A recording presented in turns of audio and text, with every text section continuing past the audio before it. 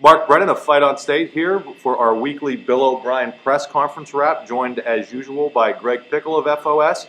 And, rather than being out on the field today, we decided to go right here where Bill O'Brien usually is. And unfortunately for Penn State, some tough injury news for the Nittany Lions. Greg, can you let the people know what happened? Yeah, so I guess we'll start with Ben Klein, who Bill O'Brien started with today. The linebacker is out for the rest of the season with a torn pec. He was supposed to have shoulder surgery. Now he's going to have pec surgery first and then have shoulder surgery. So he's done for the year. Probably, I would assume probably the spring as well by the time he gets all that done. Bill O'Brien did not say that. That's just our conjecture. But long rehab road for Ben Klein. He will be with the team. He's been at practice. O'Brien wants him to be around the team. So there's that. Allen Robinson, shoulder injury. O'Brien called it a shoulder issue. He said he'll play this weekend, but I don't know about you, Mark, but reading between the lines, a lot of mentions of Geno Lewis playing more this week. Well, so, you know what, though? I don't think... it could go Felder as well. Yeah. Right. Maybe I'm reading between the lines a different way. I mean, Bill O'Brien was asked specifically about Brandon Felder. And let's just dive right into everything here. Yeah. Coming off of a tough loss to Minnesota, O'Brien was kind of in a good mood overall, I thought, after being kind of wound up after that Minnesota game. But I'm going to jump over all around here on some of the points that you mentioned. Number one, he did talk a lot about seeing more of Geno Lewis. But he also said that Brandon Felder, there were some balls he probably should have caught that he didn't. And maybe that is why, we're probably going to see more of Geno Lewis. I did not get the sense that the Allen Robinson injury was serious, but we'll see. Sometimes these guys, the coaches, play things a little bit close to the vest. And then rewinding back to Ben Klein, you feel real bad for him. He had surgery on his shoulder last offseason, missed most of the spring, was held out of contact. He told us last week that it really never got back to full strength in the preseason. So he was in games, he was out of games, finally gets his first career start a couple weeks ago against Illinois, also starts against Minnesota, tears the pec early in the game and plays the entire game. That tells you something about how tough this kid is. They're going to miss him. He was playing, I think, he wasn't great. But, with the lack of depth that they have there at linebacker, that's going to be tough. And one other thing that Bill O'Brien said, I'm kind of going on a rambling rant here, that we're probably going to see more of Brandon Bell this weekend. So, again, we're getting to that point of the season where injuries, maybe guys aren't getting things done. Yeah. Maybe we're going to see some more young players. Yeah, absolutely. Akil Lynch is healthy as well. Bill O'Brien said he returned to practice. But on the Brandon Bell note, I think that they have to start getting him some snaps here at some point. He's been playing special teams, sure. Yeah. They burned his ship, and he played against Eastern Michigan. Obviously, they didn't burn his ship. They burned his red shirt, rather. But I think I just will get him some snaps at linebacker. I think he can at least complement what they have going there. Obviously, the question is now about the linebackers. I think we've talked about it ad nauseum between August and now. That was one unit that someone asked today, I think it was Mike Gross, that it couldn't get hurt. It needed to be healthy. And now we're, only 3 games left. You have Mike Hall that's been a little gimpy all year. You have Ben Klein now out for the year.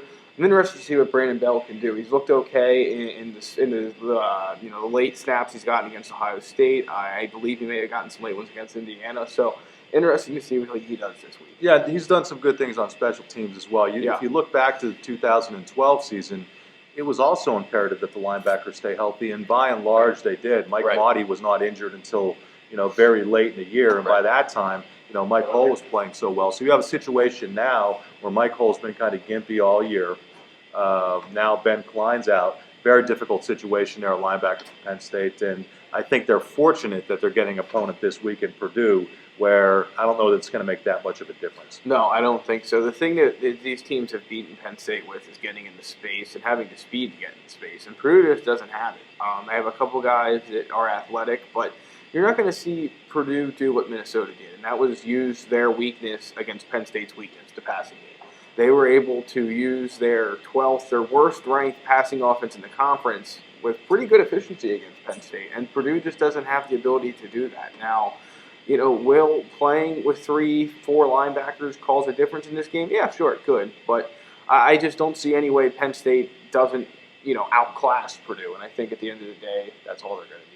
Yeah, let's touch on Bill O'Brien's kind of demeanor, because after the Minnesota game, as I mentioned earlier, he was clearly not in a good mood, did not allow the players to talk to the media. There was a lot of talk among different media people why he was doing that. Was he ticked at the media? My thought from the beginning was that he was kind of ticked more at the players and just the team in general than he was at the media. I mean, the media didn't really. It wasn't as if there was any horrible questions or anything like that. So my take on it was that he was ticked at the players, and I think that's what we got. I mean, he basically said today, he was asked about it and said he felt he needed to spend more time, that the players needed to spend more time talking to him than talking to us. But aside from that, I was really, listen, I think one of the reasons this team has been resilient is because as intense and emotional as O'Brien and these coaches can be during a game and after a game, they seem to be able to let things go. Right. And today, I mean, he had some good banter back and forth with different media, cracked a joke that nobody got at first and people eventually laughed. So I thought he was in a good mood, and I think that's a good sign for the program. Yeah, I think so too. Look, he's rarely come in here and been in a sour mood. I think there was once that he came in and it really wasn't. I think, and I can't recall what game it was. Maybe after Indiana. No, it was after Illinois. Or Illinois, he was really, and they won that game. Right. But I mean, for the most part, you're right. These guys have shown an ability to let things go, both on the field and here in the media room and off the field. So I think that's definitely something that has helped this team this year. Look, it's lacking in a lot of areas. It's deficient in a lot of areas. But if you're able to let those things go and you're able to at least get over some sort of mental hurdle and the emotional hurdle that sometimes these things can cause, you're at least putting some cards back in the deck for you. Yeah, as you're going through the press conference today, what were some of the other things that maybe you took note of that people would want to know about? Yeah, this was a pretty straightforward press conference. You got a lot of questions about Christian Hackenberg, his development. It's been sort of beaten into the ground, I think, on Hackenberg. I mean, we know that he's improved, and O'Brien has said that. He talked about, what he's done right and what he's done wrong. And you know what he did say, though, that I thought was pretty good, that there was a play in the Minnesota game where he had to make the right pre-snap adjustment, and it's something that, what I was getting from O'Brien is that a lot of even the pro quarterbacks that he worked with weren't really ever able to get that. It's kind of a thing that quarterbacks either have or they don't. Right. And he makes this great pre-snap read or adjustment or whatever, and then the play didn't work. Right. So everybody's looking at the fact that the play didn't work, which, yes, you should be critical of, but kind of behind the scenes from a coaching standpoint, he's still seeing, where everybody may be focusing on the areas where Christian Hackenberg is struggling a little bit, he is seeing areas where he is getting better. And I got to tell you that once this kid's able to go through a spring practice, I think you're going to see a completely, not a different quarterback, but just a much improved. The one thing that I think is going to hurt him is that he doesn't get the practice in a bowl, get those bowl practices in. I think that really would have helped him. Yeah, I think that, and that comes back to the unorganized stuff they do over the summer. You're never going to get the organized bowl practice. Yeah, don't call it unorganized. Call it informal, because people are going to think they're running around there like, but it's stuff that they have to kind of do on their own. Right. I think Fitz is the only coach who's allowed to be around most of this stuff. But it's informal kind of workouts without coaching supervision. Right, so you're never going to recreate those organized, structured bowl practices that everybody else gets. You're not going to do it. But those type of things where he gets out there with other receivers and they can run through things in the playbook and run through objectives that Christian Hackenberg has to improve on and the receivers have to improve on. Those type of things are where you're really going to see him grow, after the spring practice, after the stuff in the summer.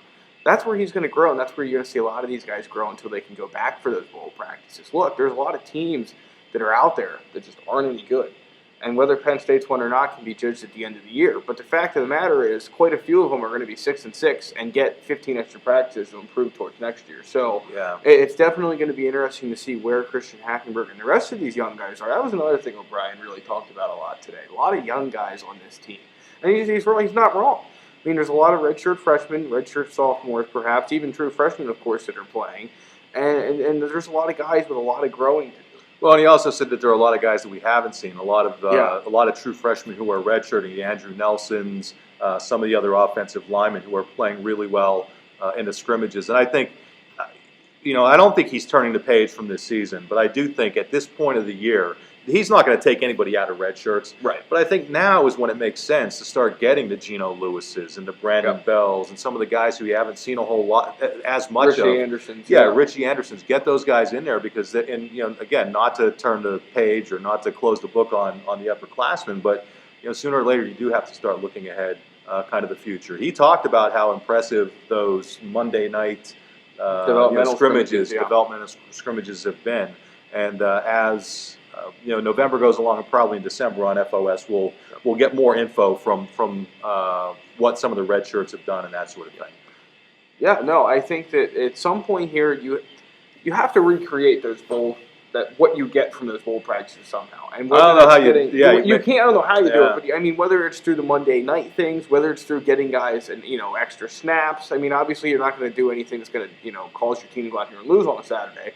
But if you can get those guys even 5, 10 more snaps over the last 3 games, I mean, it all goes towards just this improvement that you need towards the end of the year. I think that was one thing that it was asked today. It's been talked about by you guys. Just the fact that how much is this team improving from September to now? And I think it's still up in the air. And I think by December when we look back over where this team's at compared to where it was, we'll have a pretty clear picture. But that improvement also needs to grow from now until April, until August, until next season as well. Not to look that far ahead. But at some point, it's beneficial if you're able to at least reproduce some of what you lose without the bowl practices.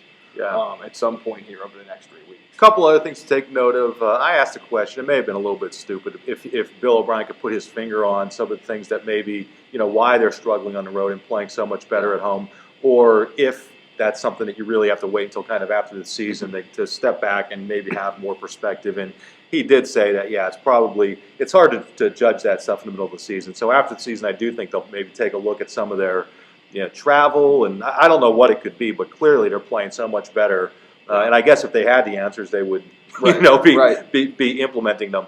He also talked about the turnovers, specifically the fumbles. You go from a situation where you have Zach Zwinnak really struggling with fumbles to now it's almost, I don't want to say a team-wide thing. Yeah, it's an epidemic of fumbleitis. And he talked about there being this balancing act between really focusing on it and not making too big of a deal. But there's, going into this stretch run, they have to eliminate those fumbles because, as he noted, you fumble on your first offensive play against Minnesota and what became your last offensive play, and you just can't do that. So that's something, they're trying to figure out ways to work on it, but at the same time, not zeroing in on it too much.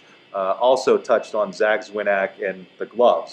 Some of the things that, when you go through the course of the season with the communication between the players and the coaches, and one of the things he used as an example that he talks to Zwinnak all the time, Zwinnak came to him, was having the fumbling issue, said, hey, do you think gloves would help? And O'Brien's like, yeah, sure. I mean, why not? Right. And you know what? It sure seems like, from Zwinnak's perspective, even if it's a mental thing, that just having those gloves on helped. And he came out with a really good game against Minnesota. Yeah, 150 yards. And obviously that game was the picture-perfect Zach Zwinnak game.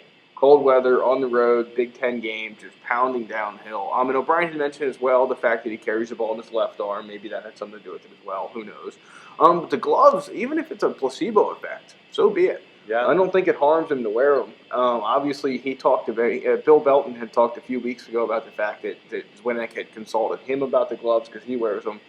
He talked to O'Brien. So, I think there's a lot of discussion about good ways to fix things, solutions, all those type of things. It's just a matter of implementing them on the field, and we'll see if it happens Saturday. Yeah, now I'm disappointed I didn't wear my gloves because I have the slickest gloves that you could absolutely imagine, and maybe I'll bust them out next week. Yeah, next week. We will be back here next week. I think that's about it. I'm Mark Brennan. This is Greg Pickel. We will be back with the FOS Bill O'Brien press conference wrap after the Purdue game, and we'll see maybe the Nittany Lions could bounce back with another win this week. Thanks for joining us, everybody, and as I mentioned, we will see you next week.